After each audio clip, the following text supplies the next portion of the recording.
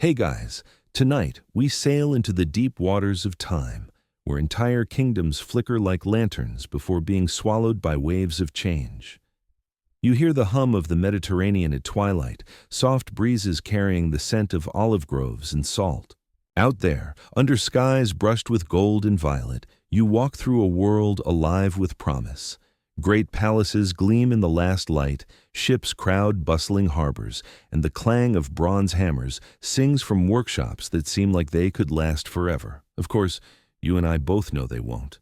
Spoiler, you probably won't survive this age either, not with what's coming over the horizon. So before you get comfortable, take a moment to like the video and subscribe, but only if you genuinely enjoy what I do here. And if you feel like sharing, drop a comment with your location and local time so I know exactly when in the world you're listening. Now, dim the lights, maybe turn on a fan for that soft background hum, and let's ease into tonight's journey together.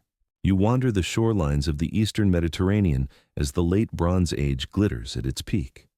The empires are many and mighty. Egypt stretches like a sunlit ribbon along the Nile, its pharaohs basking in divine authority.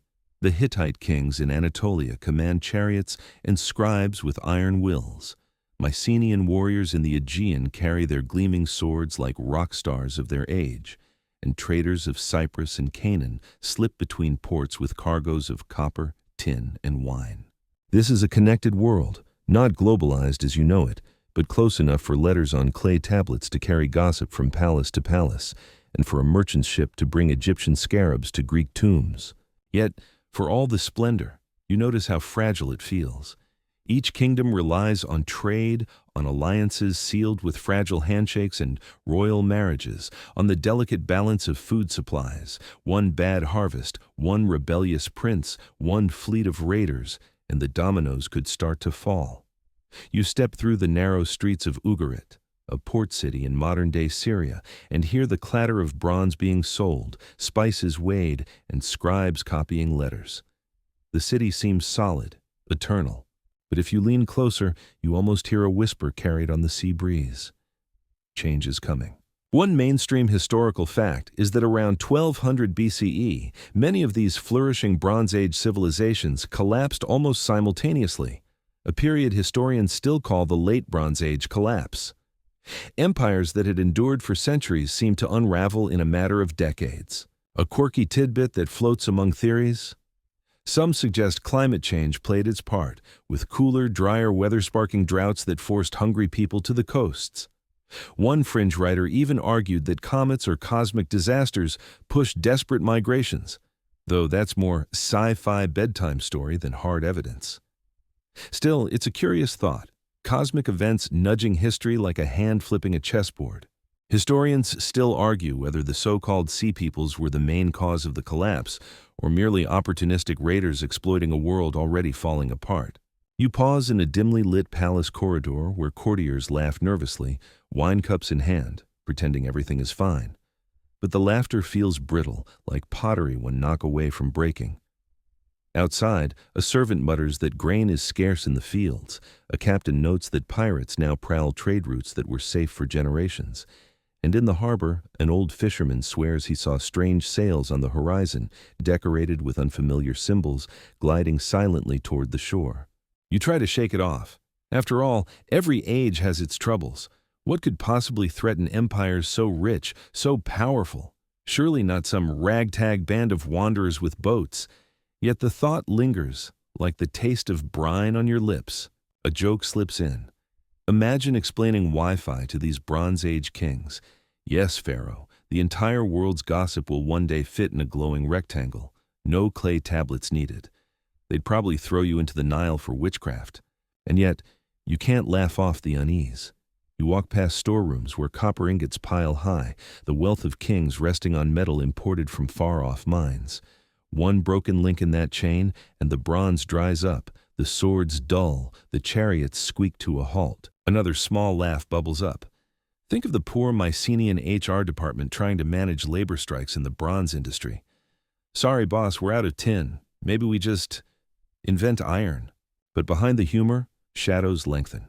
Temples and palaces can only shine so long before the lamps gutter out. You step onto a balcony and gaze at the darkening sea. Out there, beyond the glittering harbors and the stone-carved gods, something stirs, an unseen tide preparing to rise. You leave the glittering palaces behind and walk down toward the shoreline. The evening air tastes of brine, and the horizon glows faintly under a sickle moon. Sailors linger at taverns, whispering about things they have seen, or claim to have seen, far from the safety of these harbors.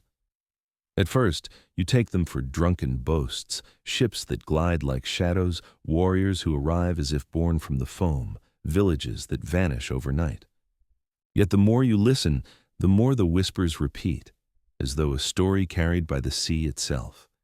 People begin to call them by a name that sends shivers even through seasoned captains, the Sea Peoples. You picture them through fragments of description, tall figures with feathered headdresses, broad shields glinting in moonlight, and strange patterns tattooed across arms and faces. Are these exaggerations, rumors stretched by fear? Or are they scraps of truth carried on the tide? No one knows for certain. But one thing is plain. Ships go missing, villages burn, and the rhythm of life along the coast falters. One widely accepted historical fact is that ancient inscriptions, particularly Egyptian records, explicitly name the Sea Peoples as a coalition of outsiders who came by sea and land, raiding the Mediterranean around the 13th and 12th centuries BCE. Pharaohs recorded fighting them, carving their names and images into temple walls. A quirky tidbit. Some old scholars once joked that the Sea Peoples were simply the Bronze Age's Vikings. While the comparison isn't precise, the timelines and cultures differ wildly. The idea of mysterious sea-born raiders has a certain poetic ring. Imagine a Bronze Age bard singing, "Hide your amphorae, the raiders are coming." Historians still argue whether these figures were a single people united under some unknown leader or a patchwork of desperate refugees, mercenaries, and adventurers swept together like driftwood in a storm. You wander past fishermen mending nets.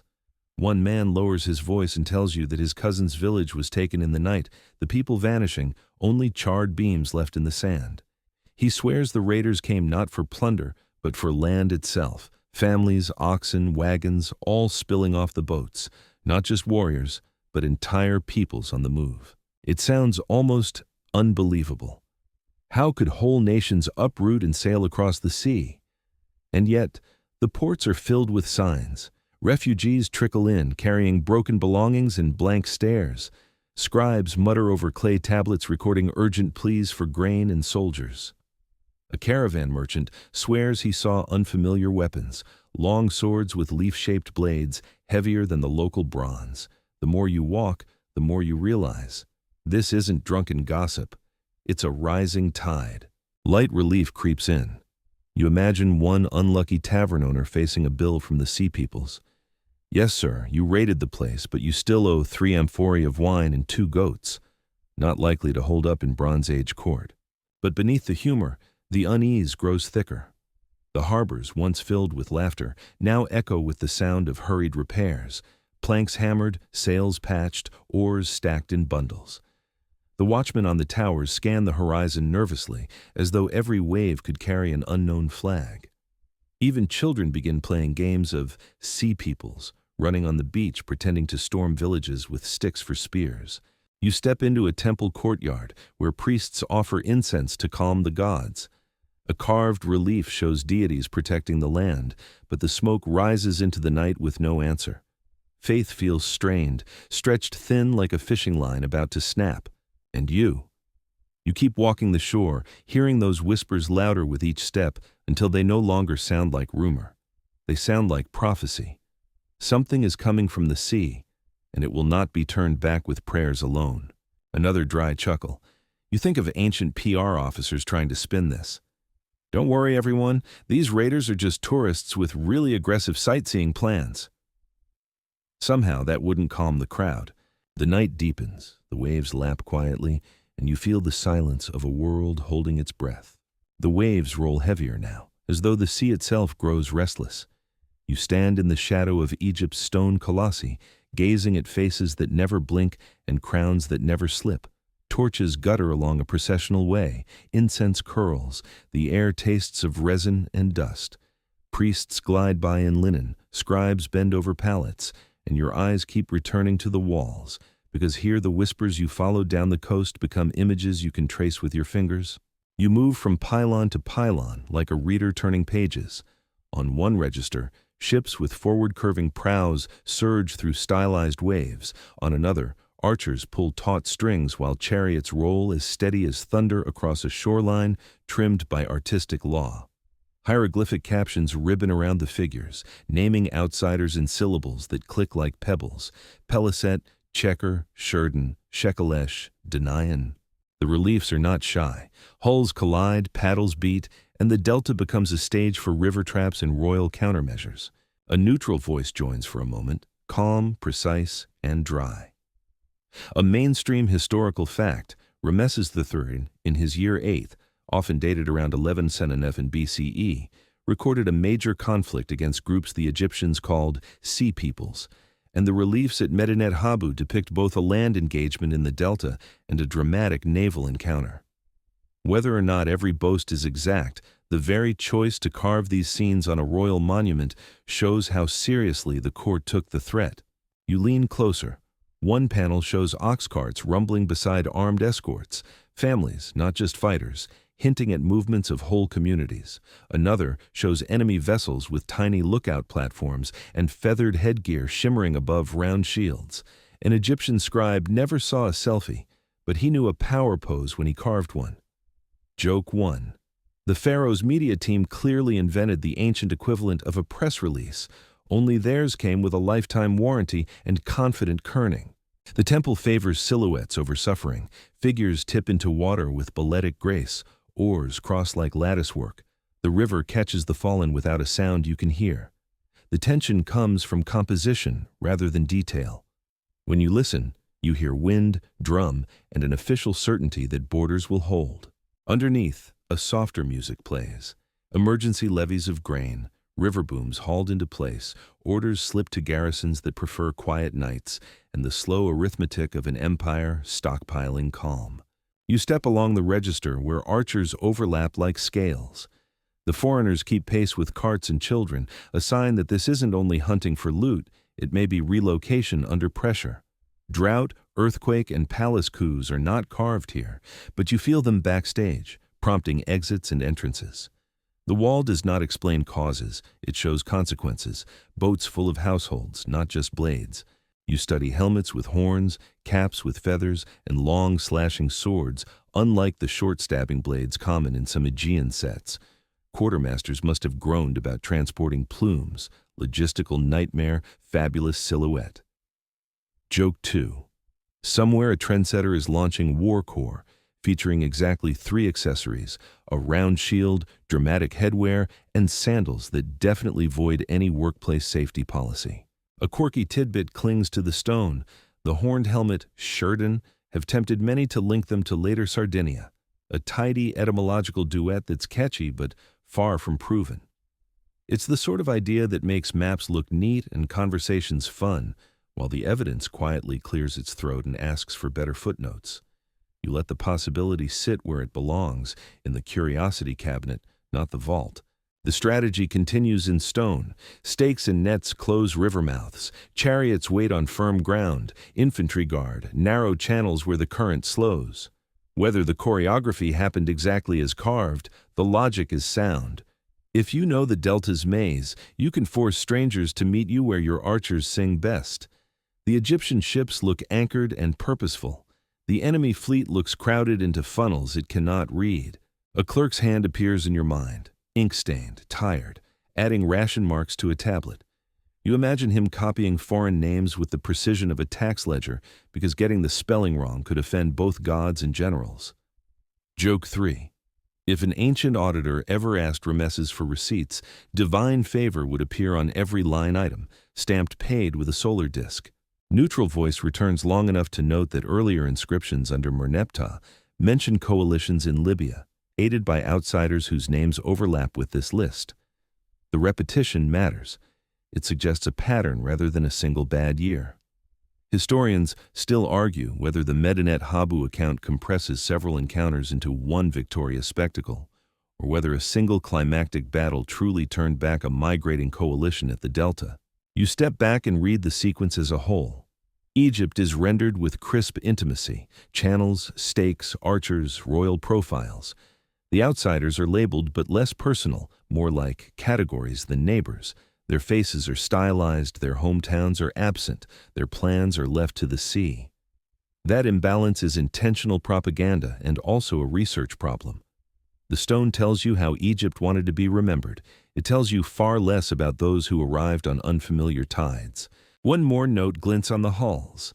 Details such as bird-headed stems and brailed sails sound familiar to scholars who study Aegean and Levantine craft, while other features lean toward Egyptian convention. The art offers a nautical accent without a passport, a regional vibe rather than an address. The light tilts toward evening. Ibises lift from the reeds, and the Nile gleams like a brushed mirror. You step back until the wall fills your vision, and then softens like tapestry. The story it tells is crisp about Egypt, its kings, channels, and archers, and hazier about everyone else. That is the flaw. To learn what happens when those ships move on, you must leave these confident courtyards for coasts where no one had time or stone to carve a memory. So you turn toward the river road. The breeze smells of silt and cool papyrus. Somewhere a guard yawns. Somewhere a scribe seals a letter with clay, smoothing it with a thumb as though easing a frown. And somewhere, out beyond the delta, a harbor hears the creak of unfamiliar timbers arriving on a moonlit tide. You follow the sound, away from certainty and into the night that waits beyond Egypt's first encounters. You step away from Egypt's triumphant walls and follow the shoreline northward. The air smells of ash long before you see the ruins. When dawnlight breaks, you walk through streets that no longer hum with merchants or temple singers, but lie hollow, stones cracked, timbers charred. A dog pads silently past you, ribs showing, its paws crunching on pottery shards. The city feels as though it died in a single breath. You move deeper into the wreckage. Ugarit, once a jewel of Levantine trade, lies in silence. Market stalls are collapsed into piles of blackened wood, storehouses gape like broken teeth, and clay tablets, records of treaties, trade orders, and even urgent pleas for aid, bake in the open sun, unread. One letter, discovered centuries later, reveals a ruler begging for assistance as raiders struck at the gates. Help never came. You bend and brush the dust from an abandoned tablet, feeling the eerie weight of words written in panic that no one answered. Here comes the cold fact. Ugarit was among the cities destroyed around 11 or 90 BCE, a collapse so complete that it never truly rose again. Archaeologists uncovered archives abandoned mid-sentence, a frozen moment when administration and daily life simply stopped, a quirky tidbit. In those archives, researchers found not only records of diplomacy but also humble shopping lists, proof that someone's last concern before the city fell was making sure dinner had the right ingredients. Imagine standing on the edge of apocalypse but still worrying whether the stew needed more garlic. Historians still argue whether the Sea Peoples were the direct cause of Ugarit's fall, or whether earthquakes, drought, and internal strife hollowed the city out first, leaving it vulnerable to the final blow. You press on, weaving through collapsed columns where vines creep and silence rules. A child's toy, a clay horse, broken at the legs, lies half buried in sand, a small relic of lives interrupted. You can almost hear laughter echoing against walls now split open to the sun. For a moment, humor flickers. Imagine the bureaucrats of Ugarit filling out their disaster recovery plan. Step 1, panic. Step 2, write 20 desperate letters. Step 3, hope the Sea Peoples can't read cuneiform. Clearly, the plan did not survive peer review. Further inland, you tread roads once lined with villas, their mosaics cracked but still whispering of prosperity. Bronze tools lie abandoned, green with corrosion, as if their owners meant to return any moment. Yet, no footsteps follow. You pause where once stood a grand temple. Its altar is toppled, its gods left face down in the rubble. Smoke stains mark the walls. In the silence, you wonder, Did the priests cry out for deliverance as the enemy poured in, or had the temple already emptied long before, the gods abandoned by worshippers who fled? Another dry smile crosses your lips. In every age, someone insists, the city is invincible. Ugarit's PR department would have stamped that on clay, until, well, you can see how that ended. Beyond Ugarit, you walk through other ghostly landscapes. Mycenaean palaces crumble on hilltops, their storerooms once filled with oil and grain, now strewn with rubble. In Anatolia, the Hittite capital Hattusa is eerily quiet, its gates deserted. Across the Aegean, smaller towns are abandoned, their people gone without leaving stories behind. The air is heavy not just with loss but with bewilderment. How could so many centers collapse almost together? Trade routes frayed, crops failed, earthquakes shook, and yes, ships appeared, loaded with migrants or raiders who saw opportunity in weakness. The exact mix remains unsolved, but as you walk, you feel the truth. Civilizations rarely collapse from one blow. It takes a chorus of disasters, each note breaking the harmony until silence wins. As dusk gathers, you stand on a bluff, looking back over blackened walls and hollow courtyards. Fires may have gone out centuries ago, but the smoke seems to linger, curling in your imagination. Somewhere, faint and mocking, you hear the sea. It carries the laughter of children who no longer play here, and the creak of ships whose sails once darkened horizons. You leave the ruined streets behind and step onto a pier that creaks like a tired door. Ropes rasp, tar and olives perfume the air. A captain counts his cargo under his breath: copper, tin, oil, wine, dyed wool, cedar planks, amphorae of resin, and keeps an anxious eye on the horizon. He once sailed with songs from the harbor. Now, a spear leans against the mast and the crew coils ropes in silence. You take a place near the rail as the ship eases out, hugging the coast as though shoreline were a shield. Beneath the deck, the cargo thuds with the rhythm of a living economy. Palaces depend on this pulse. Bronze is the nervous system, copper from Cyprus meeting rarer tin from far lands, poured into molds that feed smiths, chariot makers, armorers, and the quiet miracle of daily tools. Cut the roots and everything slows. First the gossip, then the payments, then the armies. A neutral narrator slips in briefly. One mainstream historical fact: the late Bronze Age trade web centered on copper from Cyprus, known to scribes as alashia, and tin that traveled longer, murkier roads, both arriving by sea to palace storehouses. The Uluburun shipwreck, dated to the late 14th century BCE, was found with roughly 10 tons of copper oxide ingots and about 1 ton of tin, plus raw glass, luxury goods, and exotica, a floating index of how connected these coasts were. The captain points toward a faint sail. He prefers company now, forming impromptu convoys by signal lanterns and nervous eye contact. A deckhand chalks protective symbols on the gunwale, part ritual, part morale. The wind freshens, oars clack in their tholes like teeth. You help lash amphorae beneath nets, not because the sea is rough, but because strangers might be. Light joke 1, you wish for an ancient delivery app. Your 12 oxhide ingots are 10 minutes away. Please meet the driver at the quay. You make a brief stop at a fisherman's cove. Nets droop like tired curtains, and a little shrine bristles with shells and bronze fish charms.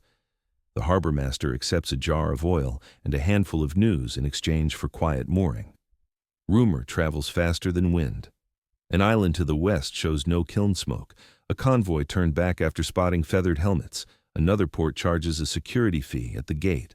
The sea, once a road, now feels like an alley after dark. You walk the shingle and sketch an oxhide ingot in the wet sand, 4 horn-like corners, a simplified animal pelt. It is wealth you can draw with a finger. Without these, scribes go unpaid. Without scribes, taxes lose their paper trail. Without taxes, garrisons discover they are volunteers. Light joke 2. Somewhere a royal accountant is inventing very creative writing to explain why the budget is balanced when the ships clearly aren't. Back aboard, the captain chooses headlands over open water. The lookout calls down. 2, maybe 3 sails behind. Everyone moves quickly, quietly. The vessel glides into a cleft of cliff and fig where the swell slows. You coil lines and wait. A gull laughs like someone who knows the end of the story. The neutral voice returns with a second case study. The Cape Gelidonia shipwreck, off southern Anatolia, and dated to the early 12th century BCE, carried copper alloy scrap, tools, and ingots, likely the stock of an itinerant metals trader or smith. Its timing brushes the crisis years, proof that small operators still threaded dangerous waters, patching trade one risky voyage at a time. Night hardens, and the captain risks a dash. Moonlight silvers the lane between headland and island. The crew moves with a hush that feels devotional. Somewhere, a line of lights lifts and sinks. Maybe a village, maybe rigging, maybe nerves. The next port used to shout its identity in spice and song. Now, the quay is half empty. Jars cost more. The potter has fewer shapes to sell. A scribe dries ink with sand as if sand itself were scarce. You hear a negotiation for armed escorts to the next harbor. The line items are new: bread, water, shelter, guards, and the please don't raid us premium. Light joke 3, the captain calls it a hospitality surcharge, payable in advance and in exact change. Letters pass from palm to palm, sealed in clay and breathed over like charms. You glimpse, enemy ships are seen, send grain, do not delay the copper. Historians still argue whether a shortage of tin pushed regions to adopt iron precisely as the sea grew unsafe, or whether iron crept in slowly and simply outlasted a network already failing. What you know is motion. Fewer hulls, nervier captains, longer detours, more prayers in the rigging. At departure, the captain takes the longer path through shoals and skerries, hiding behind islets and reefs he knows like family stories. He points to a point of land where planks and pottery gleam under shallow water. You catch the curve of a broken amphora and the peg holes of a shattered frame. No one speaks. A gust shoves the ship at midnight. Rigging rattles. The mast answers with a wooden groan. You hold a line until your arms tingle. When the gust dies, the quiet feels like the hush after an argument. Everything steadier, everything slightly bruised. The captain studies the black water like a ledger he cannot balance. Risk on one side, fear on the other, a narrow column of profit between. Dawn cools the deck, smoke lifts from a distant kiln, and you feel a small, stubborn relief. Someone is still firing pots, paying apprentices, ordering fuel, believing tomorrow needs cups. Trade routes are arteries, ports are hearts, cargo is blood. Starve the veins long enough and muscles fail, even if no blade strikes the body. One more curiosity for your pocket. Among the treasures on Uluburan sat a gold scarab stamped with Nefertiti's name, a glittering passport on a Canaanite-style merchant ship. It reminds you how easily objects cross borders when people do. Today, the people hesitate. The trinkets wait in crates. The sea holds its breath. By the time you clear the headland, you understand the danger isn't just a single raid or even a single fleet. It is delay itself, the sand in the gears. Markets can forgive a broken jar. They cannot forgive a missing season. The ship slides on. Behind you, the port shrinks. Ahead, another harbor blurs in heat. Between them, you feel the lifeblood thinning, one cautious league at a time. You march now, not by choice, but by necessity. The road from the harbor inland is crowded with soldiers, wagons, and farmers pressed into service. Dust rises like smoke, stinging your eyes as bronze greaves glint in the sun. The commanders bark orders, while boys too young for the weight of shields stumble under their straps. You join them, one more shadow in a river of conscripts drawn together against an enemy no one has seen clearly, but everyone fears. At a crossroads, a blackened post still bears the sign of a village that once thrived. Only ash and half-collapsed huts remain. Refugees shuffle along the roadside carrying bundles tied with rope. A woman clutches a clay idol of her household god. Her child tugs at her hand and points to the soldiers as if to ask, "Will they stop what happened to us?" No one answers. The neutral narrator whispers a plain truth. Many late Bronze Age powers raised armies in response to the sudden influx of raiders and migrants. Egyptian records describe chariots and archers massing in the delta, while other regions fortified their towns. It was a world that knew warfare, but not yet the scale and unpredictability of coordinated movements across the sea. The column halts. Scouts return with reports of ships beached further along the coast. Panic spreads like sparks in dry straw. Some men grip spears tighter, others glance toward the horizon, calculating escape routes. You hear muttered prayers, each soldier appealing to whichever god they think might be on duty tonight. A commander rallies the line, promising rations and glory. You can't help smirking at his timing. Rations first, glory second. Joke 1, somewhere in the back a soldier mutters, "As long as the rations aren't lentils again." Even in crisis, complaints about food never die. The march resumes. Fields on either side show signs of neglect, barley half-harvested, vines sagging with grapes left untended. Farmers abandon their work to shoulder spears, leaving the land vulnerable in another way. Famine can strike just as hard as a sword. You kick at a cracked amphora lying beside the ditch. Once it carried oil for export, now it lies forgotten, a reminder that armies feed on more than courage. At nightfall, fires flicker on distant hills. The watch captain insists they're signal beacons.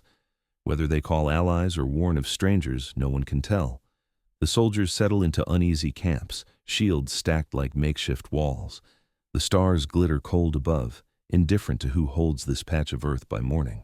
A quirky tidbit floats through the ranks. One veteran claims the sea people sing before battle, a low chant that rattles the chest. He swears the sound is half hymn, half thunder. No one can confirm it, but the younger soldiers repeat the story anyway, inventing the tune under their breath. You can almost hear it, deep, rolling, unsettling. The next day brings movement. Messengers gallop past, their horses foaming. Clay tablets tucked in leather pouches. Orders flow faster than grain these days. Fortify here, patrol there, send grain, send archers, send prayers. Yet despite all the dispatches, the enemy remains more rumor than face. Historians still argue whether these armies truly faced massed invasions or a patchwork of raids magnified by fear. By mid-afternoon, you reach a hastily built fort. Walls of timber rise over a trench half filled with water. It looks strong if you squint and don't lean too hard against the beams. Inside, craftsmen hammer arrowheads late into the night. Children fetch water while mothers mend cloaks for men who may not return. You glimpse the unease in every task, as if each nail driven is a small prayer disguised as labor. Humor slips back in. A guard leans on his spear and says, "If the sea peoples don't show up soon, I'll start charging rent for all these strangers camping in my village." You laugh softly, because what else can you do? When dawn breaks, a horn blows sharp across the field. The army forms ranks, shields align, spears rise, and you feel the earth tremble, not from marching feet this time, but from the unknown waiting beyond the tree line. The men whisper, "They're here." You hold your breath with the others, ranks bristling, until the horn's echo fades and nothing moves but heat above the plain. The unknown lingers just past the tree line, but commanders call a pause. Scouts must see, scribes must note, stomachs must decide whether to be brave or upset. You step back from the shield wall and into a cluster of tents where maps sprawl like nets flung over the sea. Here, while the line watches for figures to emerge, you hunt for something slipperier than an enemy. An origin story. A cart creaks up with bundles seized from a coastline skirmish. Helmets with curved horns and others edged with tall feathers, round shields, long leaf-shaped swords, charms carved with unfamiliar motifs. A pot is passed from hand to hand, its paint a dense geometry of angles and spirals that looks almost like the Aegean Islands whispering to each other. You turn it in your palms and feel a trail of fingerprints you cannot name. Neutral voice enters briefly. One mainstream historical fact. In the early Iron Age, levels it sites along the southern Levant, places later associated with the Philistines, produce pottery styles with strong Aegean affinities, often called Mycenaean Twytri C1D, then Philistin bichrome, suggesting an influx of people or ideas from the Aegean world at the end of the Bronze Age. That pottery does not recite a family tree, but it points your eyes across open water. Back in second person, you tilt the pot and watch the glaze catch light like a small, silent wave. A captain shrugs. "Aegean," he says, making it a question and an answer at once. Another officer counters, tapping a bronze belt plaque, muttering, "Anatolia, Luca country," as if the word itself could pin a flag to a moving ship. The tent fills with arguments that sound like breaking surf. Danans, Teucrians, Luca, Arzawa, islands with hard names and softer legends. Light joke 1. Someone jokes that if the newcomers had just stamped their helmets with return addresses, Archaeology would be a lot simpler, and we could all go home early. The room chuckles, then goes quiet, when a distant shout ripples the field. Nothing emerges, only a breeze pushing the grass in a direction you don't like. You follow a scribe who unrolls a sheet of smoothed leather painted with coasts and dotted roots. His reed pen points like an accusing finger at the Aegean archipelago, a constellation of stepping stones where storms and taxes send people in motion. He sketches arrows toward Cyprus, toward the southern Levant, toward the Nile. When palaces fail, he murmurs, families become fleets. You imagine hearths overturned, ancestral graves fading into weeds, households turning wagons into wave-chasing caravans because the land refuses them, and the sea, for a moment, does not. Turn your head north, and you hear another whisper. Anatolia's western rim, a patchwork of Luwian-speaking states and coastal lands that later bear names like Lycia and Caria. Earthquakes shake those shores, rival kings snarl over tribute, famine leans its elbows on the table. You picture harbors where debts outnumber fish, and you see how 100 small tragedies could braid into a single rope, dragging whole communities toward foreign beaches. A quirky tidbit dances around the tent. A few enthusiasts love playing connect the dots with names, Sheridan with Sardinia, Shekelesh with Sicily, Checker with the Tukri of Trojan lore, Danaan with the Homeric Dananns. It's tidy, musical, and delightfully arguable, like matching lost socks by color and optimism. The wiser heads file such links under possible, not proven, promising to check the drawer again later. Light joke 2, a junior officer suggests taking hair samples at the next skirmish so future scholars can compare curls. The scribe glares. We do not have a policy on battlefield barbers. You smile anyway, because the alternative is chewing your nails to the quick. You listen as the neutral voice resumes, measured and calm. Sometime after these unsettled years, the Egyptian record places Peliset in the southern Levant, and later texts in that region speak of Philistines settled in coastal cities such as Ashkelon, Gaza, and Ashdod. Material culture at these sites shows both outside influence and gradual local blending. The safe summary is migration plus mixture, not a single clean replacement. Outside, a drum thuds twice, then falls silent, only a signal for water wagons, not for battle. You exhale. In the lull, another set of suspects gathers. Climate.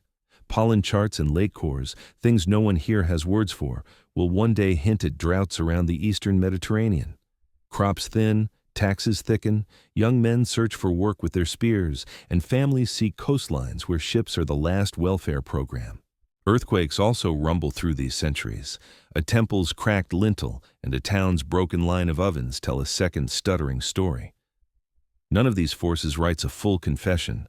Together, they make a chorus that sounds like departure. Light joke 3, gentle this time. You picture an ancient town meeting. Agenda item 1, drought. Item 2, marauders. Item 3, the Bakers' Guild petitioning for more sesame. Even at the edge of history, someone needs to talk about bread. You return to the theory table. One commander favors the Trojan War ripple. If a great conflict toppled stronghouses in northwest Anatolia and the Aegean, shockwaves could push displaced groups outward. Another thinks of professional fighters laid off when palaces fell, their skills suddenly surplus until a charismatic leader, or simply hunger, stitched them into coalitions that moved like storms and broke like foam. A third man gestures at a chipped sealstone bearing a bird and a sun disk, grumbling that styles travel without their owners and that perhaps what you call newcomers are locals who adopted foreign fashions.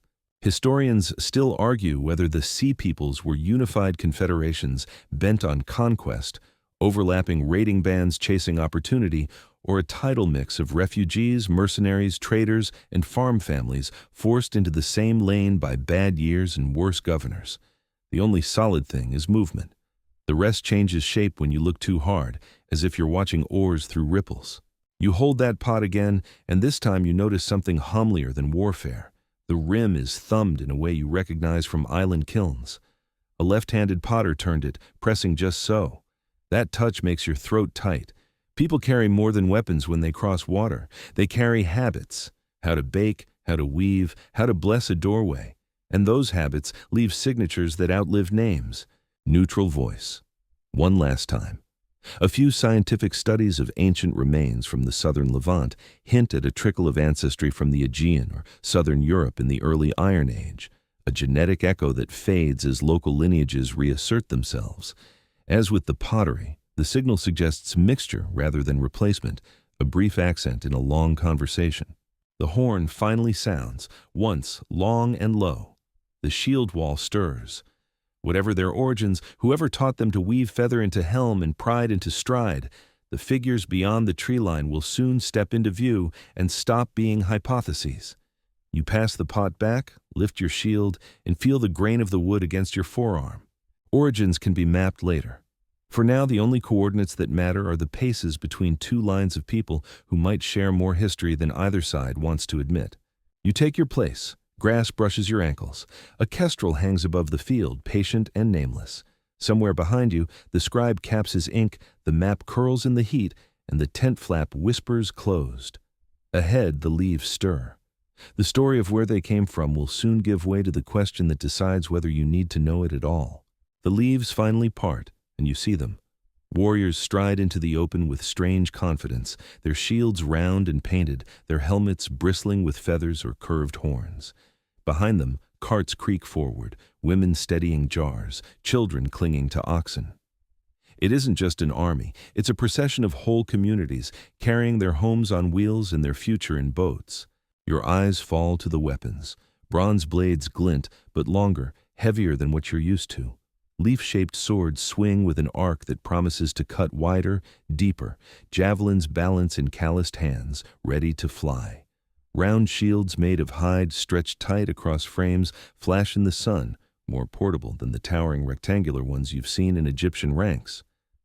And then the ships. Oh, the ships. Their hulls curve sleekly, with high prows carved like birds, sails bound in a style you haven't seen before. They glide into shallow waters with unnerving ease, oars rising and falling as though moved by a single heartbeat. Neutral voice notes. A plain truth. Depictions from Medinet Habu show ships of the Sea Peoples with forward-curving prows and what appear to be brailed sails, details that may reflect Aegean or Cypriot influences. Their swords, sometimes called Naue II types, spread widely in the early Iron Age and outlasted the collapse, becoming a hallmark of later Mediterranean warfare. You hear the clang as one soldier tests his blade against a rock, sparks flashing. Another taps the edge with his thumb and grins, the way a chef might test the ripeness of fruit. Joke 1. You almost expect him to slice a tomato just to prove the point, though tomatoes won't show up for another couple of millennia. Timing is everything. The Egyptian archers along your line murmur uneasily. Their bows are familiar, their chariots swift. But these new swords look designed for endurance, for pressing forward in melee rather than dancing back with short thrusts. A veteran beside you whispers, "These aren't raiders, these are people who plan to stay." Further down the line, someone points out the helmets. Feathers plume tall, making the wearers look taller still, a psychological trick you recognize. It isn't just protection, it's theater. Joke 2. Clearly, the Bronze Age had its own fashion week, and avian chic was the look of the season. You notice the ships again, moored now at the shoreline. Their hulls are narrower, better for quick landings, their oars set for speed rather than cargo. You imagine them slipping into coves at night, disgorging fighters before vanishing into the dawn. Compared to the broad merchant ships you sailed earlier, these vessels feel like daggers beside bread knives. Neutral voice slips in with a reminder. The Sea People's technology didn't exist in a vacuum. The Naue II sword and similar ship designs appear in multiple regions, suggesting exchange and adaptation rather than unique invention. This complicates the picture. Were they innovators or simply excellent borrowers with impeccable timing? Historians still argue whether their weaponry represented a decisive military advantage or whether overstretched empires simply couldn't adjust fast enough. A curious tidbit. Some scholars once speculated that the feathered helmets depicted at Medinet Habu weren't feathers at all, but stylized metal crests or leather ornaments. It's one of those delightful academic debates where everyone agrees it looks dramatic, even if no one can quite agree what it's supposed to be. You bend and pick up a dropped arrow shaft, its point snapped. The wood smells of pitch, the binding rough. You can't help but imagine the moment it broke. Did someone fumble under pressure, or did the shaft snap when it struck a shield? Little details tell bigger stories. Light joke 3, you wonder how a quartermaster kept track of all those feathered helmets. Excuse me, did you sign out your headdress? No? Well, we can't refund your deposit if you lose it in battle. The absurdity makes you snort, though the soldiers nearby only stare grimly. The lines edge closer, shields knock against shields, the air filled with metallic heartbeats. Chariots roll forward, their wheels spitting dust, horns blare, and suddenly the neat diagrams of maps dissolve into chaos, men charging, arrows arcing, ships rocking as oars churn the tide. You glimpse one of their long swords rising, carving down in a slow, decisive arc. The clash echoes in your ribs. Egyptian arrows answer, slicing through the air with soft hisses. The earth shakes under chariot wheels. The river stirs with falling oars. And in the middle of it all, you realize the strange truth. You're watching not just a fight for land, but a collision of technologies, of ways to build a ship, shape a sword, wear a helmet, even march as families. It is not only soldiers meeting on this plane. It is entire cultures measuring each other, blade to blade, hull to hull, heartbeat to heartbeat. The smoke clears slowly, and you walk among the aftermath. Shields lie overturned in the mud, feathers from helmets scattered like shed wings. The battle may ebb and flow, but what lingers are the small, stubborn traces of lives that don't vanish with one clash. Pottery fragments crunch beneath your sandals, strange designs that don't quite match the local style. You stoop to pick one up, red slip, black spirals curling like waves, a pattern you've seen only on distant shores. Neutral voice interjects with steadiness. Archaeologists find Aegean-style pottery across the Levant after the Bronze Age collapse. In Philistine sites such as Ashkelon, Ashdod, and Ekron, whole assemblages of ceramics, often called Philistine bichrome, show motifs linked to Mycenaean traditions, gradually blending with local Canaanite forms. Pottery becomes the handwriting of migrations. You roll the shard in your palm, still warm from the sun. To the untrained eye, it's just a broken dish. To you, it's a breadcrumb trail of culture. Styles of weaving, cooking, worship, all echo in the material left behind. These fragments whisper, "We were here, we ate here, we prayed here." A quirky tidbit slips through. In some of these Philistine levels, archaeologists even found pig bones in quantities unusual for neighboring cultures. Some scholars joke the newcomers may have been the original barbecue enthusiasts of the Levant. Imagine explaining that the cultural clash partly involved disagreements about dinner menus. Nearby, a soldier picks up a carved ivory plaque showing a griffin, a hybrid beast, wings spread, claws raised. He squints at it. "Egyptian?" he asks.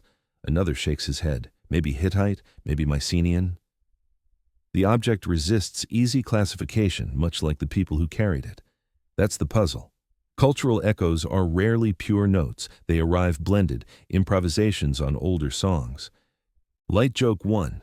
You picture an ancient customs officer sighing, "Sorry, you can't bring that griffin through here. It exceeds our mythological creature limit." The absurdity makes you chuckle, though the ruins around you remind you the stakes were never funny for those who lived them. You step into the shell of a house where a hearth still holds ash. Someone baked bread here not long before the walls fell. On the floor lies a spindle whorl, chipped but intact. You turn it over in your hand, feeling the groove worn by countless threads. War may erase armies in an afternoon, but spinning wheels keep turning, even if carried to new lands. Neutral voice explains, cultural layers at Philistine sites show both continuity and innovation. The newcomers adopted local building techniques while introducing new cooking styles, decorative motifs, and even burial practices.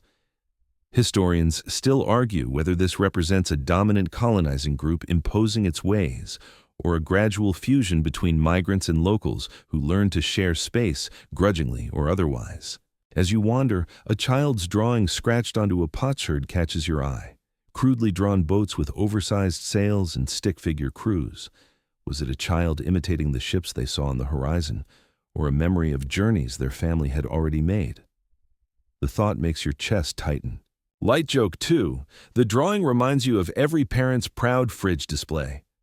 Look, honey, little Danayan drew another invasion fleet. We'll hang it next to the ox cart doodle. Some things never change, even if the subject matter is mildly alarming. The temple ruins at the edge of the town bear traces of unfamiliar rituals. Ashes of offerings contain bones of animals once foreign to this place. On a fallen stone sits a carved stamp, its design a curious mix, spirals from the Aegean, lotus flowers echoing Egyptian art. You trace the lines with your finger and feel the blending of worlds, neither one nor the other, but both. The soldiers around you grumble. Some mutter that these outsiders bring strange gods and strange habits, unsettling the old order. Others shrug. Bread is bread, whether baked with barley or wheat. That is how cultures change, not in decrees, but in kitchens and workshops. Light joke 3.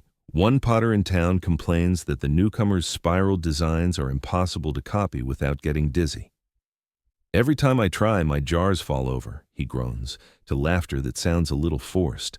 Humor eases tension, even if briefly. As the sun lowers, you watch smoke rise from campfires of soldiers and migrants alike.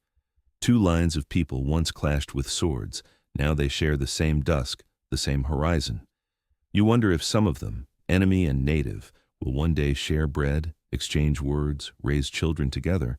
The fragments scattered at your feet seem to say yes.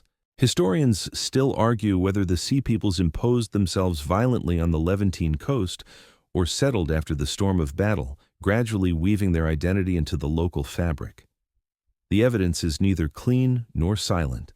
It speaks in broken pots, pig bones, spindle whorls, and children's drawings. You pocket the shard you found earlier, just for a moment, and run your thumb over its spiral. It feels less like the mark of a stranger and more like the trace of a hand that wanted the same things you do: food, shelter, a safe place to raise a family. That quiet realization is the most haunting relic of all. The fires dim, and morning brings movement. Wagons roll forward in long, groaning lines, oxen plodding, children perched on bundles of cloth and tools. You step aside as the procession sways down the road, whole families, not just fighters, dragging their worlds across the land. They move like rivers of migration, spilling from highlands and islands, pooling along the Mediterranean's fractured shores. You hear accents clash in the air, different dialects, different gods invoked in muttered prayers, different patterns stitched into cloaks. Yet they march together, bound not by shared origin, but by shared need. Their carts carry not just bronze and grain, but woven baskets of seeds, painted idols and simple tools, plows, grindstones, loom weights. You realize this isn't only war, it's resettlement. Neutral voice slips in to clarify. Archaeological evidence shows waves of population movement during the early Iron Age. Along the southern Levant, settlements suddenly appear where little had existed before. In Cyprus, cities shrink while new fortified sites rise inland. In Crete and the Aegean, palatial centers fade, but smaller villages endure. The pattern is not a single invasion, but multiple migrations that reshaped Mediterranean landscapes. You pass a group of young men laughing as they push wagons stuck in ruts. Their swords hang loosely at their hips, but they joke as though hauling carts is the greater enemy. Late joke 1. One fellow quips, "Forget conquering Egypt. If we survive these potholes, we'll already be heroes." His friends laugh, a sound surprisingly normal against the backdrop of upheaval. At the next hill, the line pauses. From the crest, you see ships drawn up like teeth along the coast. Their sails are furled, their hulls repurposed into makeshift shelters. Some women squat beside them, grinding grain. Children chase each other in circles while men lash broken planks together, repairing vessels battered by storms. You walk among them and smell fish roasting, hear dogs barking, see faces marked more by weariness than hatred. A quirky tidbit. In later Philistine sites, archaeologists uncovered small clay models of ships buried in sanctuaries, perhaps votive offerings, prayers for safe travel, or gratitude for survival. Were these descendants of migrants remembering the journey that brought them here, or sailors simply honoring their livelihood? The little models carry outsized meaning, like toys turned into prayers.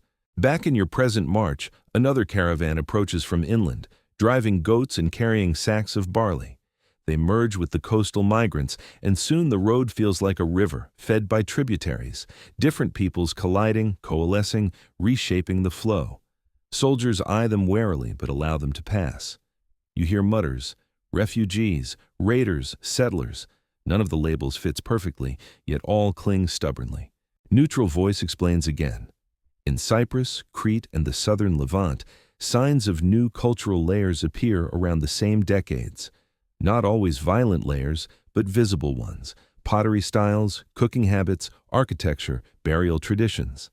Historians still argue whether these waves were forced invasions, opportunistic settlements, or desperate migrations seeking stability where the old order had collapsed. Night finds you at a coastal encampment. Fires dot the shore like constellations pulled down from the sky. You wander between groups speaking different tongues but cooking the same stew. One woman hums a lullaby in a dialect you don't know, but the tune feels familiar, soothing, cyclical, timeless. Light joke 2. A weary father hushes his toddler with the promise, "Sleep now, or the gods will smite us with more barley porridge tomorrow." The child giggles, then falls asleep anyway. Even amid collapse, parenting retains its comic futility. The next day, the line of migrants divides. Some head inland, toward valleys that promise farmland. Others crowd into repaired ships, sails patched with whatever cloth they can find. You follow them to the shore and watch as the hulls rock into the surf, carrying whole families into uncertainty. Children wave from the decks. The sea swallows their voices. Light joke 3. A sailor shouts, "Don't worry, the map says it's only 2 days' sail." Another mutters back, "That's what you said last time, and we ended up on the wrong island with angry goats." The goats, apparently, were worse than any army. As the last vessel fades into the horizon, you stand on the sand and feel the enormity of the movement. This isn't a single raid or one-off migration. It's a tide of people reshaping the Mediterranean, settling new coasts, leaving behind fragments for archaeologists to puzzle over millennia later. Historians still argue whether this tide toppled empires or merely swept into the gaps they left behind. But walking here, watching wagons creak and sails billow, you know this much. The sea carried not only warriors but families, not only destruction, but transformation. And once whole peoples begin to move, the world never looks the same again. You reach a forecourt where the sun makes the stone glow like warm honey. Wind threads through papyrus columns, and in the hush, you stand before an upright slab streaked with the years. The surface is crowded with tiny disciplined signs, hawks on standards, coiled snakes, men striding with staffs, each cut as if time should never be allowed to smudge the story. This is where survival is not whispered around fires, but carved into eternity. Your fingers hover over grooves that once held blue paste. The text builds like a drumline. The king speaks, order is restored, chaos turned back. You read the refrain across eras, under Merneptah, under Rameses, under any sovereign who faced a hard season and needed the gods and taxpayers to hear that everything remained firmly under control.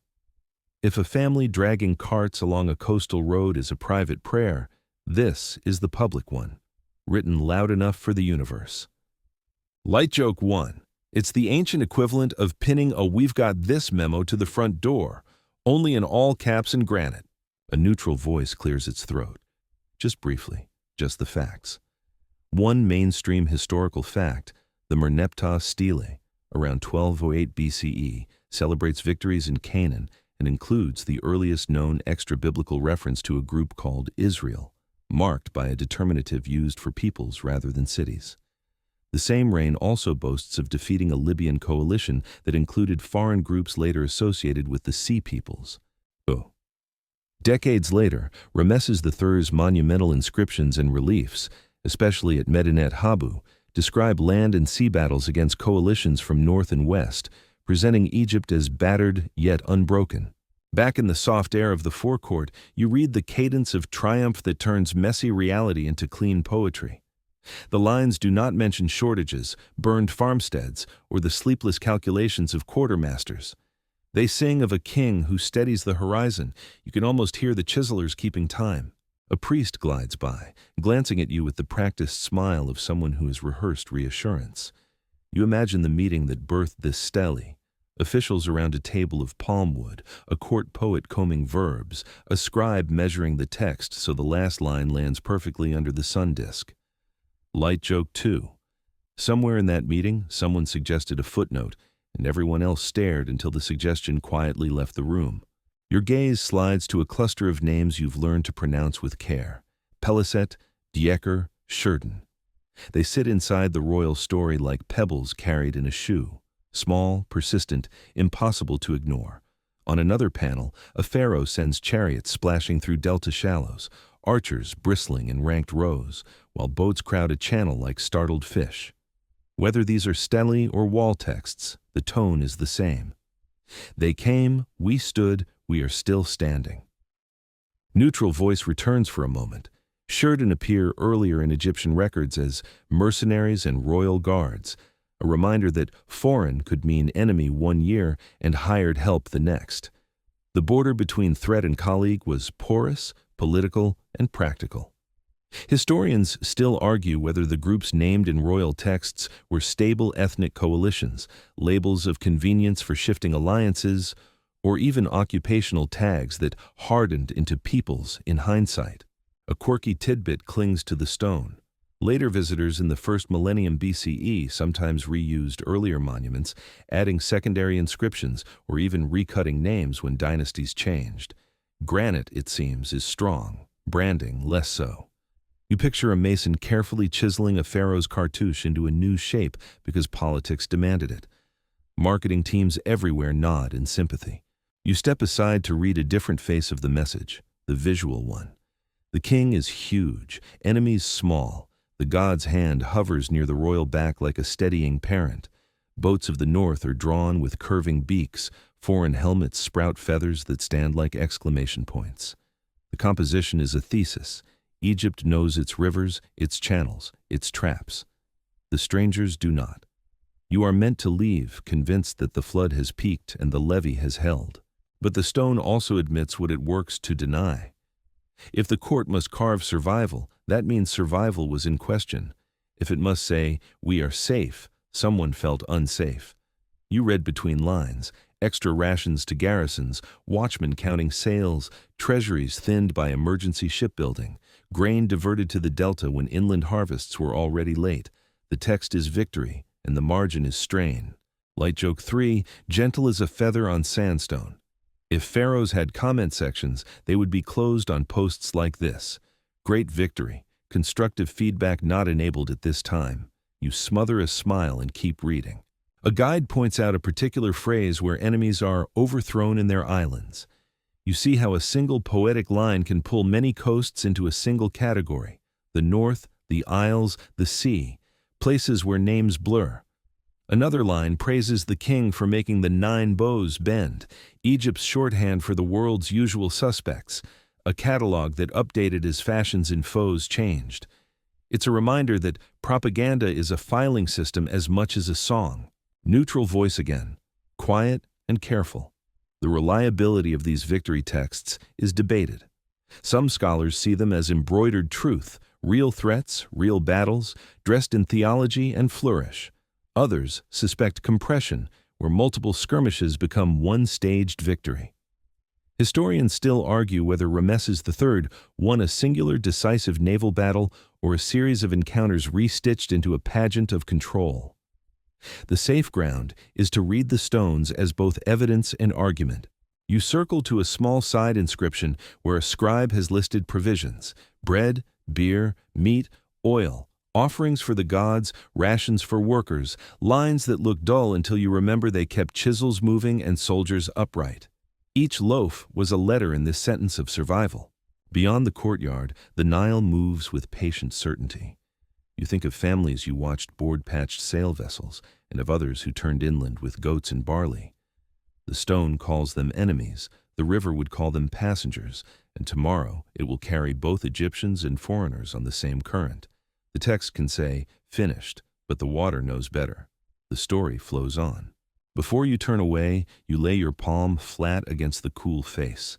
The letters are shallow but firm, cut to outlast storms and revisionists alike.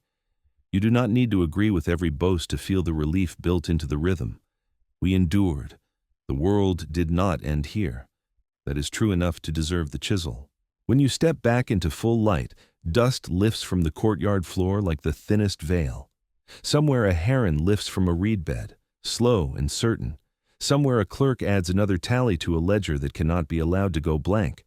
And somewhere, on a coastal headland where soot still stains the stones, another group watches the sea, measuring distances the way a king measures lines of text.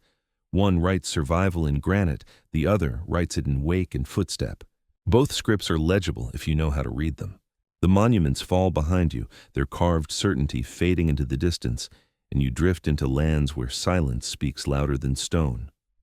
Villages you pass are husks, walls still standing but doorways gaping, fields untended, granaries open to birds. The air smells faintly of smoke long extinguished. It is not the silence of peace, it is the silence after too much shouting. You step through a town square where weeds split the paving stones. A toppled statue lies face down, its nose broken, its inscription too worn to read. Someone once offered prayers here, now only crows gather, hopping from lintel to lintel. The city hasn't been sacked yesterday. It's been abandoned long enough for nature to creep back, but not long enough to forget the human touch. Neutral voice drifts in, cool and measured. One mainstream historical fact. After the wave of destructions around 1200 BCE, many centers of the late Bronze Age world never recovered. Mycenaean palaces in Greece, Hittite cities in Anatolia, and Levantine ports such as Ugarit were permanently lost or diminished. In some regions, the population shifted to smaller villages, and international trade dwindled for centuries. As you wander deeper, you notice little signs of persistence. A family hearth has been relit inside a ruined hall. Clay ovens appear in courtyards once meant for feasts. People adapt, but on a smaller scale, with less grandeur. It feels like walking through the echo of an orchestra reduced to a single flute. A quirky tidbit. In some abandoned sites, archaeologists found scattered caches of bronze tools carefully hidden underground, as if their owners meant to return for them. They never did. It leaves a mystery. Were they killed, enslaved, or did they simply migrate and never find the way back? Imagine burying your wealth like a squirrel stashing nuts, only for history itself to misplace you. Historians still argue whether this collapse was truly sudden and catastrophic, or a slower transformation later dramatized by hindsight. Some prefer to see continuity in the shift to smaller, more self-sufficient communities. Others point to the simultaneity of destruction layers as evidence for sudden trauma. You enter a half-crumbled palace where murals still faintly glow with faded blues and reds. A procession of painted figures winds across the plaster, their faces serene, their baskets heavy with offerings. You run your hand along the flaking wall, and for a moment it feels like touching the ghost of a festival that will never be held again. Light joke 1. You imagine the ancient tour guide trying to sell tickets. Come see our magnificent palace with 40% fewer walls and twice the weeds. Limited time offer. The pitch doesn't land in the empty hall. Moving on, you find a workshop with broken molds for bronze tools, abandoned mid-strike. A cracked kiln slouches in one corner. On the floor lies a child's footprint hardened in clay, preserved while everything else crumbled. You pause, staring at it. The silence thickens, but the tiny mark insists that life went on, if only for a fleeting moment. Night falls, and you camp among the ruins. The stars overhead seem sharper without torchlight to soften them. Crickets sing where once lyres played. You hear the sea faintly, steady, eternal, reminding you that while cities rise and fall, the tide only ever comes and goes. Light joke 2. You lie back and think, well, at least rent must be cheap now. A hollow laugh escapes, though no one answers. The next day, you cross into farmland. Crops are patchy, fields half-tended. Farmers glance up as you pass, wary of strangers. They've pulled back from coastal trade, living more simply, feeding themselves first. You taste bread offered by a woman in a doorway. Dense, coarse, nothing like the spiced loaves once served in palaces, but nourishing. It's survival bread, and you chew it slowly, grateful. Neutral voice slips in again. This period after the collapse is sometimes called the Dark Age, not because people disappeared, but because writing and monumental building largely ceased in many areas. The grand archives fell silent. Small communities thrived or failed without leaving much record. For centuries, the Mediterranean spoke in whispers instead of proclamations.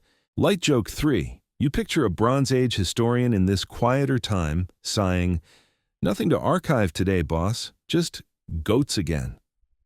Even archivists must have grown bored without kings sending endless letters about treaties and tin shipments. The road winds on. You pass another abandoned port where the quays jut into an empty sea. No ships, no bustle, just waves slapping stone.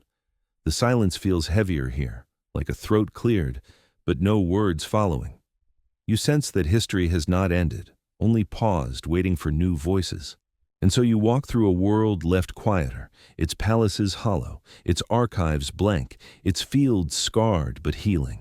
The great empires have been shaken, the raiders have moved on, and the silence remains, vast as the sea itself. The silence of abandoned palaces fades as you step into a different soundscape. Voices, not of soldiers or merchants, but of scholars, dreamers, and storytellers echoing across centuries. You sit in a study that smells of parchment and dust, where candlelight flickers over maps pinned with strings like spiderwebs. Here, the sea peoples are no longer raiders on the horizon, but puzzles spread across desks. One historian leans over a scroll and mutters about inscriptions at Medinet Habu, pointing to lines that list Peliset, Sheridan, Chequer. Another raises a brow and counters, but pottery styles suggest Aegean origins. Look at the spirals, the shapes, the paint. A third waves a carbon-dated chart like a banner and insists drought and famine forced migrations. The room hums with debate, as lively as any battlefield, though the weapons are pens instead of swords. Neutral voice notes a steady fact. Modern scholarship generally agrees the late Bronze Age collapse was a combination of factors: climate shifts, internal rebellions, weakened trade, earthquakes, and yes, incursions of seafaring groups. But there is no consensus about how much weight to give each factor. Some scholars emphasize the sea peoples as primary agents of destruction. Others see them as symptoms of a larger systemic unraveling. You sip imaginary wine as the arguments circle, each theory sounding convincing until the next counters it. Historians still argue whether the sea peoples were organized confederations bent on conquest or fragmented refugees swept into conflict by necessity. Every generation seems to rewrite the balance. A quirky tidbit. In the 19th century, some scholars, fueled by a taste for biblical connections, linked the sea peoples almost exclusively with the Philistines, as if the whole coalition existed merely to provide background villains for scripture. Others stretched imagination further, tying them to the lost tribes of Israel or even survivors of Atlantis. You smile. Academia has always had its dreamers. Light joke 1. A young graduate student sighs. If only the sea peoples had kept receipts. The room chuckles. The idea of invoices marked "one invasion, payable in copper ingots" feels absurdly helpful. In another corner, linguists pore over names like Danaan and Shekelesh, connecting dots on the map. Could the Danaan be Danans of Homeric fame? Could the Shekelesh tie to Sicily? The links are tempting but slippery, like trying to catch fish with bare hands. For every resemblance, another counterpoint wriggles free. Light joke 2. One scholar throws up her hands and says, "At this point, I'd settle for a diary entry. Dear Journal, today we left the Aegean, raided a port, and argued about dinner." The laughter breaks the tension, though the absence of such a diary remains maddening. You lean back, listening to competing voices. One insists drought evidence proves climate collapse drove migrations. Another cites letters begging for grain as proof that trade disruption was the cause. A third declares political instability, rebellions, palace coups brought the whole house of cards down. Each view holds a piece, but none holds the whole. Neutral voice steps in again. Modern climate studies show evidence of a late Bronze Age aridification event around 1200 BCE, affecting crop yields. Simultaneously, evidence of seismic destruction exists in Anatolia and the Levant. Add to this shifting alliances, internal revolts, and waves of migrants, and you see the complexity. Historians still argue whether these forces aligned like dominoes or cascaded unpredictably. On a side table, mythographers leaf through Homer and Hesiod. They point to echoes of displaced peoples woven into Greek epic. Could wandering warriors of the Sea Peoples era be distant shadows behind Odysseus's journeys? Or is that simply retrofitting legend onto history? No one knows, but the speculation keeps the wine flowing. Light joke 3. One professor muses aloud, maybe the Sea Peoples were just really bad at navigation, meant to visit cousins in Crete, ended up wrecking the entire eastern Mediterranean instead. The room groans, but someone scribbles it anyway. You close your eyes and hear the debates turn rhythmic, almost like a chant. Evidence, counter-evidence, theory, rebuttal. It is not unlike the battles you once walked through, lines forming, clashing, reforming. But here, no one bleeds, only egos bruise and parchment bears the scars. As dawn light creeps into the study, the maps remain tangled with strings, the theories unresolved. You rise, stepping past piles of books and ink-stained notes, and walk out into fresh air. The Sea Peoples are gone, centuries gone, but their mystery still draws voices into argument, into dreams. You step out of the dust and ink study and into a different archive, the one that lives in mouths and music. Night gathers, and you follow a thread of sound through a courtyard where travelers share bread and stories.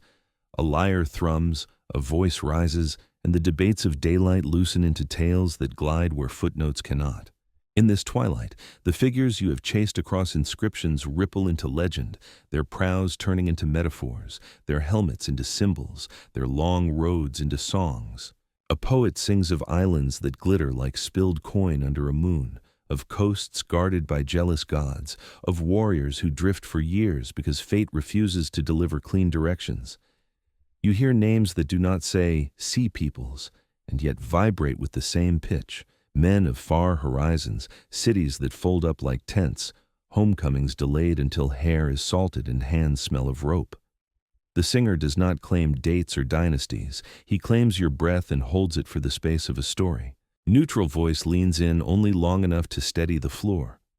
One mainstream historical fact is that the Homeric epics, shaped in oral performance and written down around the 8th to 7th centuries BCE, preserve memories of a world at the late Bronze and early Iron Age interface, palatial echoes, wandering veterans, dismantled alliances. The poems are not reports, but they carry the scent of an earlier sea. Back in the hush between verses, you notice how detail becomes omen. A shipwreck is no longer a logistics failure. It is a test set by gods who grade on a curve. A foreign harbor is not a waypoint. It is a choice between hospitality and hubris. The movements you traced in letters and artifacts now turn into moral weather, storms that punish pride, breezes that reward patience, islands that reveal who you are by how you land on them. Light joke 1 drifts in with the smoke from the fire. The bard pauses for a sip of wine, and you imagine him as the Mediterranean's original podcaster. New episode every night, same sponsor. Brought to you by olive oil, shine like Achilles' greaves. Analytics measured in yawns and coin. A few listeners chuckle, even epics appreciate a mid-roll. The song shifts, and you hear a different coast. Temples with pillars like straightened waves, marketplaces where foreign tongues blend, judges deciding quarrels that smell faintly of fish and ambition. Somewhere in those streets, a champion lifts a spear in a tale whose dramatic contour you already know, though the storytellers of later ages will embroider it with giants and shepherds. The names are not uniform, but the silhouette is. Newcomers planted on the southern coast, cheek by jowl with older towns, tangling and trading and testing each other's patience. Neutral voice returns with a careful nod. Biblical traditions place Philistines along a pentapolis, Gaza, Ashkelon, Ashdod, Gath, and Ekron, during the early Iron Age. Whatever the tangled prehistories of these communities, their presence on the coast is a durable fact in textual and archaeological records. The texts are theology and politics, not field notes, yet they fix an outline that later readers recognize. Historians still argue whether those narratives preserve real flashpoints between neighbors or later moral theater projected backward across centuries. You drift farther across the map, and the legends thicken. In Sardinia, towers rise like stone beehives, the nuraghi, so many and so patient that they attract stories the way harbors attract driftwood. Locals will one day tell of ancient seafarers who left more than footprints, perhaps even a name that rhymes with one you traced in Egyptian lists. It is a tempting bridge, elegant to say aloud. Whether it bears weight is another matter. The stones supply silence, people supply story. A quirky tidbit pulls at your sleeve. In the 20th century, a few writers spun exuberant theories that survivors of a drowned Atlantis became the sea peoples, their sunken grief driving them to Rome. The idea is dramatic, cinematic, and very short on anchors. Still, it lingers like sea mist because it offers a single cause where history keeps handing you a chorus. Consider it a curious shell on the beach, pretty to hold, not reliable to navigate by. The lyre's rhythm becomes an oar stroke. The singer's breath becomes a wind. You taste brine just listening. In the pause between verses, someone mutters that every coast claims a fragment of these wanderers because every coast needs an origin story that involves bravery, distance, and a boat. It is difficult to resist the romance of saying, "We came on the sea, we chose this shore." Light joke 2, an old fisherman heckles the bard. "Make the hero pay docking fees this time." The courtyard laughs and the singer nods gravely, promising an administrative subplot in the next stanza. Even sagas need harbor masters. From Greece to the Levant, from Cyprus to Sicily, you hear patterns recur. A home burned or abandoned, a voyage with too many detours, strangers at the gate, a bargain struck that tastes like salt and compromise. The details blur, the cadence persists. Oral tradition is generous with archetypes and careful with names. Unless a name feels good in the mouth, it does not survive pulling. These peoples, whoever they were, pass easily into archetype because their lives were already shaped like a story. Leave, suffer, arrive, insist on staying. Neutral voice, cautious and brief. Later, Greek historians, writing centuries after the events, imagined returns of exiled heroes and movements of tribes that resorted the map of the Aegean. Some of these tales may reflect dim memories of post-palatial migrations. Others are tidy frameworks for messy centuries. Historians still argue whether mythic cycles such as the return of the Heraclidae have any fossil bones of real population shifts inside them, or whether they are explanatory fictions laid over a landscape that simply would not sit still. The fire snaps, the lyre resumes, and your eye catches a small object on a mat beside the singer. A clay boat, crude and certain, its prow upturned like a smile. Perhaps it is a toy, perhaps an offering, perhaps both. You trace the rim with a fingertip and feel the echo of those votive models you imagined in coastal sanctuaries. Gratitude in miniature, hope baked at low heat. Light joke 3 arrives as softly as a tide. A child tugs your sleeve and says very seriously that if he had a boat like that, he would name it Leafy McClefface. You manage to keep a straight face, then surrender a smile. Names may be serious business for kings. For children, they are simply joy. The bard ends on a note that doesn't close the book so much as fold the page. There is room for more wandering, for more shores, for another attempt at home. That is the secret heartbeat of legend. It preserves the movement even when it forgets the map. Tomorrow night, the same story will be told with a different island in it, a different wind, a different moral. The ships go on sailing, inside language, if not on water. As the courtyard empties, you carry away a weight that is not heavy. The sense that memory itself is a coastline, reshaped by storms, rebuilt with each tide. Inscriptions try to nail time to stone, legends let it breathe. Between them, you walk, hearing kings declare survival and singers declare meaning, both pointing at the same dark, glittering sea. Historians still argue whether these legends store clear historical kernels or only the emotional truth of migration and loss. You decide the answer is less important than the way the songs hold space for courage. The courage to leave, the courage to arrive, the courage to tell the story again. The firelight of legend dims and you find yourself back on the shore. The horizon is wide, the sea black and silver beneath a patient moon. You hear no horns, no clashing shields, no cries of battle. Only the slow, eternal breathing of waves. This is where the story rests, not ended, but unresolved, a tide that never stops moving. You walk along the sand, and the fragments you've gathered over the journey trail after you like shells.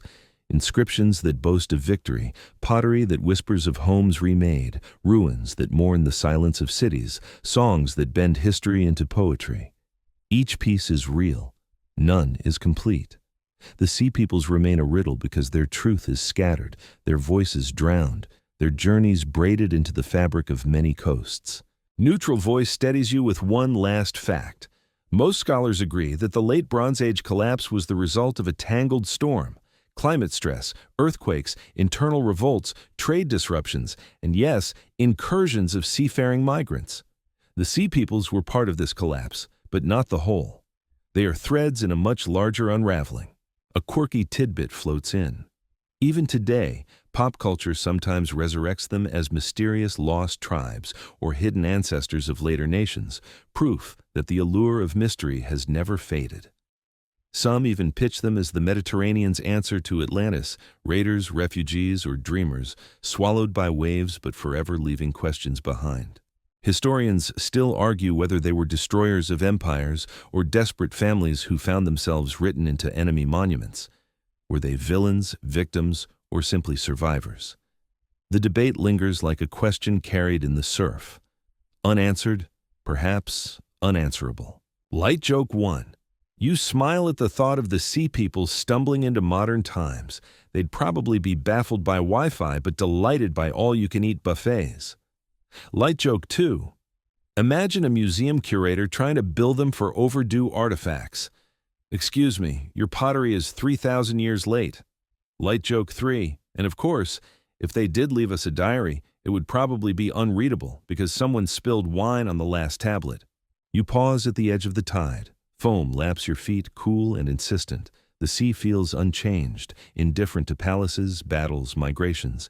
Empires rise and fall. The water only keeps time. And now, as the last echoes of this story drift away, let the sea's rhythm soften your thoughts. Imagine the waves, dark but gentle, folding against the sand again and again. They erase footsteps, carry away noise, and leave behind nothing but a smooth hush. The Sea Peoples, mysterious and elusive, have walked their part of history and faded, but the sea that carried them still moves tonight, steady and calm. You don't need to decide whether they were warriors, refugees, or dreamers. You can let the questions float like driftwood, carried further out until they no longer trouble the shore. Breathe slowly, as though matching the tide.